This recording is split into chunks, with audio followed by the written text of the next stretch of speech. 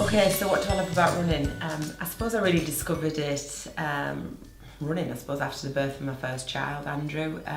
Played a lot of netball prior to that at a decent level, and ultimately baby came first.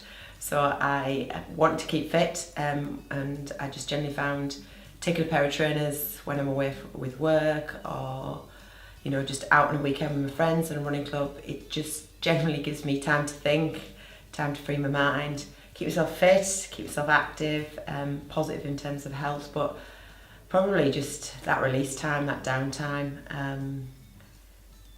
Just there's something about running in the open air and enjoying it that is really fulfilling. And it's opened up so many possibilities and made so many new friends in terms of the different communities and the running spirit. Because although I was part of a team game previously, it very much, you still find that although you're running in races or you're running as part of a club, that team ethic and that's been there. It's allowed me to do many challenges, which is great from a personal aspect as well. Well, what can I say about Brathay? I came and did the Brathay Marathon back in, I'm going to say 2007 it was, and I'd actually collapsed at London Marathon 6 weeks before, so it was very much find another marathon and just try and go and do and finish the race in terms of personal fulfilment.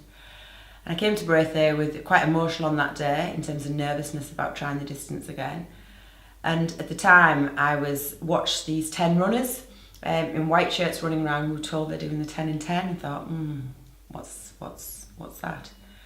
Or inspired to pass a 73-year-old doing 10 marathons in 10 days, which caused me to look into a little bit more about what Brathay was about and why they were doing the challenge. And then I discovered, as a mum, parent of 2 kids, the inspirational help and support they give to youngsters.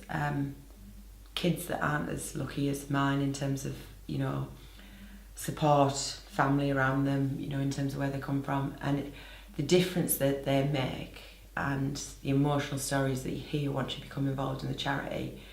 It's a place that once you've come here, it's almost becomes your second home, because you realise just how powerful it can be. So why have I come back to the 10 in 10? After the first one I swore never again. But because at the time I felt as though it was amazing challenges that I'd done and I'd overcome, so why would I want to go back and do it again? However, I think it goes back to the point of once you become involved in Brathay and you understand what the charity does, and you understand how powerful it is and how important the 10 in 10 is, raising overall awareness of what Brathay does. I thought about it 2 years later, and at the time it wasn't quite right personally, but I've now had the chance to come back and I couldn't be any more excited. 4 years since, when I do it, it'll be 4 years since the last one. Feels a bit like the Olympics, coming back every 4 years.